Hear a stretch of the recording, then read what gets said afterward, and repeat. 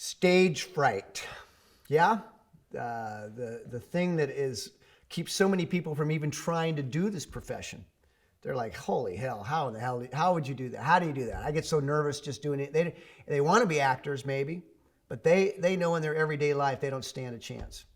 And so that this would seem impossible. And then you've got people that are actually in it, and that's their big curse for quite some time. So first of all, let's just talk about the Meisner Technique, why it's so brilliant, what Sandy created. He realized that most people are so on themselves, it's not even funny. When he first began teaching in the late 30s, he realized this is the problem. People are horrible listeners. We don't even pay attention when we're introduced to other people. People tell us their name, we don't listen, right? And then you get up in front of other people, and now that's just to give a toast or just to introduce yourself and you're giving a presentation. People are terrified. They'd rather die than get up there, right? So Sandy, this is honestly the genesis of the Meisner Technique. Sandy's like, people are horrible listeners, and then you put them up in front of other people, and bad listening goes to horrific. And it creates stage fright. It creates these nerves. And I work all the time privately with people, giving them speeches. And it's really simple. It's a really simple process to help you heal this. It's impossible to be nervous if your focus is off yourself. So there's that.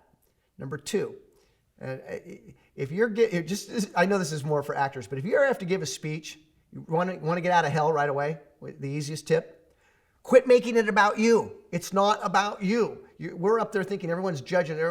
Be an ambassador on behalf of the message. If it's a toast to your best man at a wedding, it's not about you. It's about them. If you can put your focus on them and what the message is about, I'm telling you, it will drop like an elevator, the nerves.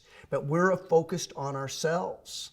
So with actors, and this is what the Meisner Technique is all about, honestly. It's all about getting us out of our heads. Sandy said nothing believable or interesting will ever happen between two actors until I get them present. And I don't mean once in a while. I don't mean because divine inspiration, the stars are aligned. You hear it all the time about actors. They'll talk, yeah, I had this moment on stage. Oh my God, did you feel it was so incredible when we connected? And I'm not making fun.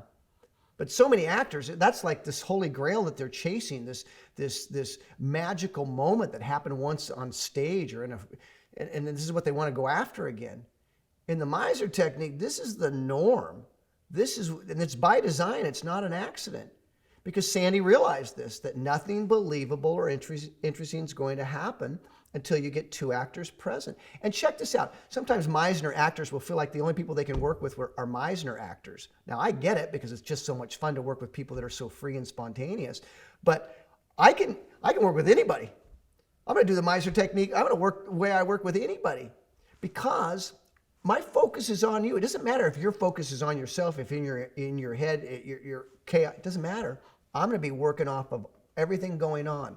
So just because you're not doesn't mean you're going to suck me down this rabbit hole of hell of being stuck in our heads. Stage fright comes from trying to be good and worrying about being bad. It typically is rooted in a very real trauma that happened, whether in school in first grade, at a high school assembly, at an event somewhere, at the dinner table when we were 8, and we got up and it went horribly wrong. And so now getting up in front of other people, it doesn't feel safe. It doesn't feel safe to do it. It's fight or flight. That's why the heart starts pounding. Everyone's heart starts pounding when you call their names in the training. I'm looking out at our studio right now. There's no one here, but I'm looking out at the seats. I've got a brand new session. I got 20 students sitting out here. They've been with me for a month at this point. To a person, they would tell you that their freedom, that their lack of stage fright has grown enormously in a month. And it's not an accident. It's what the technique is all about. It's impossible to be nervous if your focus is off yourself. And so again, where does it come from? Because it's one thing to learn this way, but the real freedom lies in really healing the trauma of where this started, where it wasn't safe to get up in front of other people. Why is it danger to hear your name called? What happened way back when? And honestly, whenever it happened, typically we're going to now continue to go through life and reinforce that trauma. We're going to attract, I don't mean to get woo-woo here, but there it is. We're just going, and we're going to collect proof that that's true, that it's not safe. And now we've got this wall around us with guards and picturing Game of Thrones dudes with swords, just everybody in armor, just protecting us from trouble. So we didn't even bother. Don't even bother getting up there because it's something bad's going to happen. So that's why a lot of people don't even try something like this, becoming an actor or whatever. But if you are and you're suffering from stage fright, you need to chase down where it started and start doing that work to heal it. Get that crap out of there. Get that poison out of there. Get that wound healed. Get that realization that, I remember, check this out. I remember, it's a true story. I went to Catholic school. There was a recess bell, that was it. You were in prison until that bell went. I don't care what. And a girl went up in her little uniform, right? And she's having to do on the chalkboard. You can see she's uncomfortable. She's starting to squirm, and she starts peeing. Sorry, but there it is. She just starts peeing. And we all see it.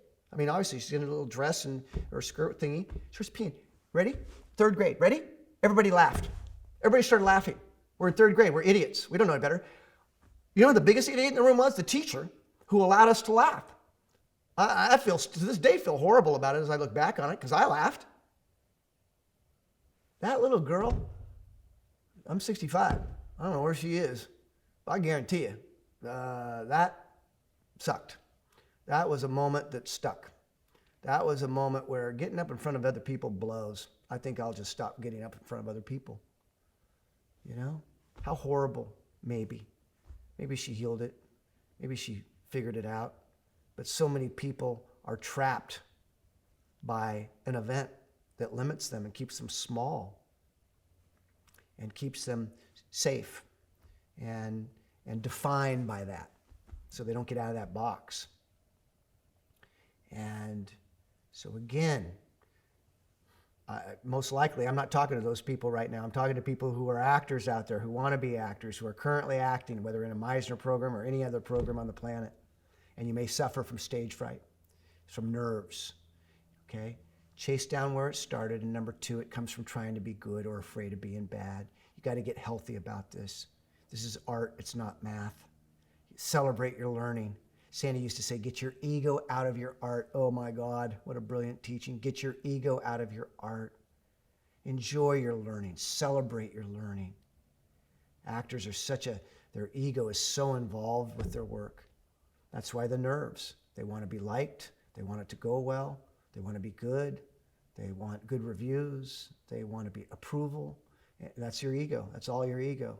And man, good luck with that one. This training and this technique is all about getting liberated from all that insecurity and bullshit so that you can be free, so that you can be authentic. You know what charisma is? Charisma is not caring what people think. I don't mean some bratty, narcissistic way. It just means that I'm good. I got plenty of problems. My teeth aren't that. My hair's not this. I'm good. I'm good. I'm good. Charisma is freedom. It's the belief that I'm enough. I'm good. And that's what you want to get to, whether through this training or any way that you can, so that stage fright goes away. One last thing. We're going to share with you a link somewhere. I shot this video on tour. It's one of my favorite ones. We'll call it From the Vault, right? Maybe, I don't know how this gets done. Maybe it's the next one that comes to you, so be on the lookout for it. But I'm going to share it. It's the topic of stage fright. And there's an adorable young girl. She's probably 14. Ready? That was 20. I'd love to know where she is. That was 25 years ago. She's 40. She's this young girl that you're going to see in this video is like in her late 30s, 40s. I wonder what happened to her on this day where I asked, who gets nervous? Who gets stage fright? She raised her hand like this. I go, come here. So watch that video. We'll send that either next or right along with this, okay? Check it out. I think it captures everything we've been trying to say here too. And in a really wonderful way. Not me, her, it, the exchange. Okay? Keep them coming. I'll see you soon.